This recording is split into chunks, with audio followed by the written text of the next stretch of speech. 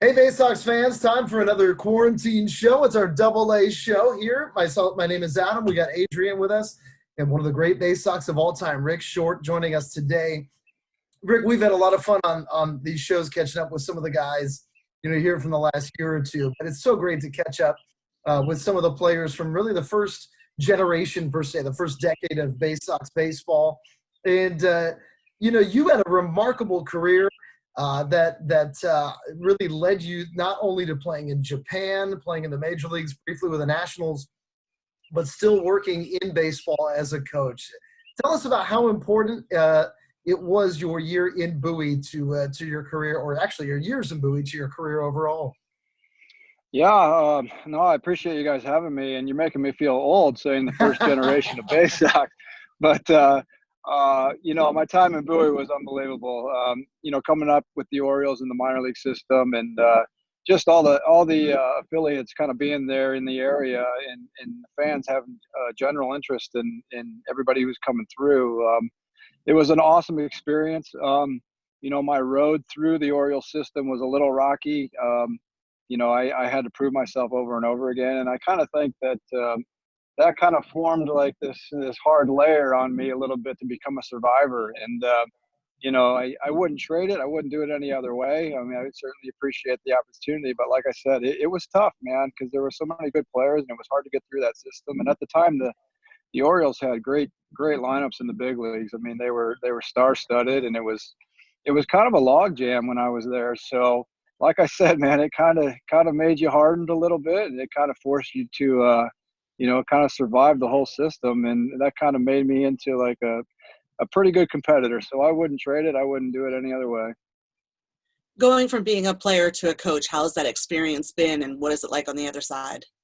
It's been an awesome experience. When I first retired, I got into scouting. So I did that for 7 years, and then I got into the coaching thing. So I've seen the game from a lot of different perspectives. And as far as the transition from playing to coaching, it's quite a unique experience, because as a player, you go out there and you take care of your business, and you kind of worry about yourself and what you need to do in certain situations. And as a coach, it's getting somebody else to wrap their mind around doing something else. And just through all the experiences that I've had, you try to pass them along, and you try to help these guys realize their dreams. And that's kind of what I'm doing these days. You were a 33rd round draft choice, and that's one of those things I think that stands out that you can probably use as a coach, that tell everybody that, especially, and you guys might not know this watching, but Rick is the hitting coach at the Baysox level of baseball, Double A, Diamondbacks in Jackson, Tennessee. For you, how important was that? Because, like you said, it took a long time to progress with the line. I mean, you were hitting 300 every year and having to go back to Frederick. And, of course, you hit in 2 full years in Bowie, you hit well better than 300 twice. It just seemed like, for a normal progression of a player, you put up numbers like that, you're going to move quickly.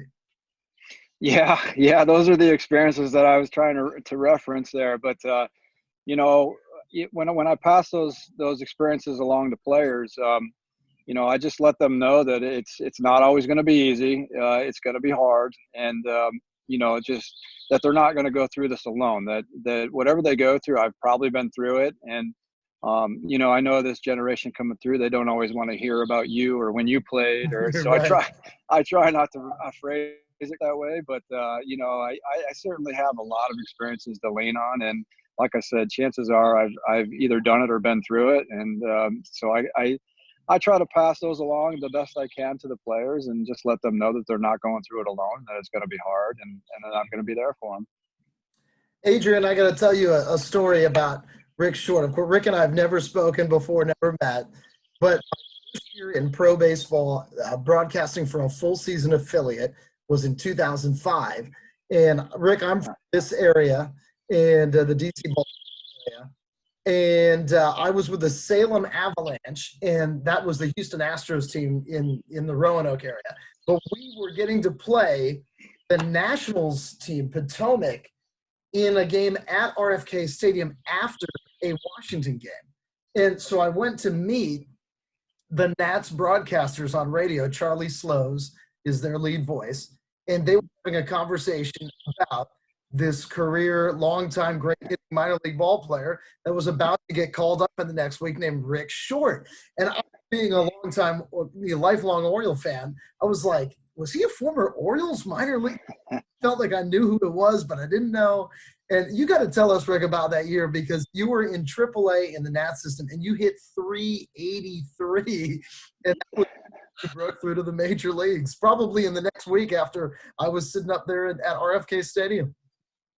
Yeah, 2005. It was a magical year. I mean, I'd kind of gotten to a point in my career where I'd spent a ton of time in the minor leagues, and you know, I wasn't ready to give it up. I never was ready to give it up, but I kind of got to the point where I kind of said, you know, I'm just going to go out and play, and whatever happens, happens. And from the get-go that year, I was just locked in at the plate. I mean, everything was kind of slowed down, and everything fell into place. And you know, I was getting 2 hits a night, and you know, I looked up in like June or July, and I mean, the average was through the roof, and I had gotten one call up at that point, and yeah. But anyways, long story short, it was the year I kind of made a run at 400. You know, it was late August. I was hitting 400, and like I said, I had a couple call ups that year and had some success in the big leagues when I had a chance to get into games, and kind of crazy that it all happened, you know, in the expansion year of 2005 with the Nationals, because, you know, coming up through the Orioles system and then finally making that major league debut in the backyard of the Orioles. It was, you know, you never want to say it was revenge or anything like that, but it was pretty nice to do it because I would have loved to have a shot with the Orioles, but I just like I said, the lineup in the big league teams were so strong that nobody was going anywhere. And so I did. Yeah, you're right. I made my major league debut in the Orioles' backyard in DC, and it was an awesome year. It's very unique. And speaking of unique things, with the quarantine going on, is there anything you've bought or anything that you've done with your family to kind of get through this experience?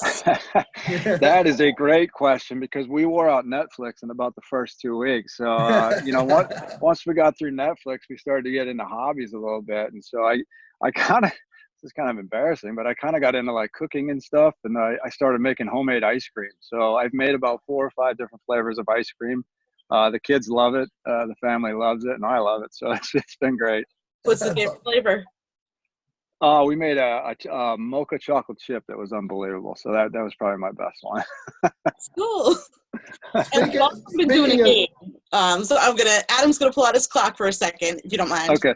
And it's called Would You Rather. Just gonna be 30 seconds, and you're just gonna pick one or the other. Awesome. Let's do it. All right, here we go. Usher or Chris Brown? Chris Brown. Black or blue? Blue. Dog or cat? Dog. Beach or mountains? Beach all the way. Mexican or Chinese food? Mexican. Hip hop or alternative rock? Alternative rock. Music or TV? Oh, TV. Surfing or skiing? Skiing. Monopoly or Life? Oh, Monopoly. And Simpsons or South Park? South Park. That was awesome. I kind of contradicted myself a few times, but it's hard. It's hard when you're on the clock. Rick, what was your? I mean, of course, you could say Bowie, but you played all over the world. I mean, you played in Japan. So what was your favorite place, the coolest place to play? Even though you did say Mexican food. Yeah, and I did a little time in the Winter Mexican League. Gosh, man. Oh man, the favorite place to play. I did 1 year in AAA in Salt Lake City, and I thought that place was beautiful. I mean, just the snow-capped mountains in the summertime, and you know, the backdrop at the stadium was like I said, snow-capped mountains. So it was beautiful. My Japanese experience was probably the most unique experience. Just you know, with baseball and taking in a totally different culture. Brought my family over, brought my kids over, and so we would spend, you know, 9 months a year over there, and that experience was awesome. I mean, it was a nice change up from, you know, roaming around the minor leagues in the United States, and you know, getting a chance to see a different culture, and you know, the way the game is played over there, it's completely different. So it was a really cool experience. What was the atmosphere like in the stadiums in Japan? Oh, it's a lot like if you've seen like an international soccer game where there's chanting and everybody's blowing horns, and you know, the Japanese culture is very disciplined. They work very hard at their jobs, and they kind of let their hair down when they go to a baseball game. You know, they really get into it. It's just constant noise throughout the whole game, so it was really cool. Lastly, Rick, you know, with the Baysox, you played with some great ball players. Do you still keep in touch with some of your old, you know, Baysox teammates? I mean, you played with guys like Jason Worth, who probably had the biggest big league career of the guys that you played with in your 2 years. Larry Bigby, who I know Adrian knows, and Howie Clark, who's been a coach in the Orioles system over the last few years. Leading into this season, was with Bowie, you know, for a year or two as well as a coach. Yeah.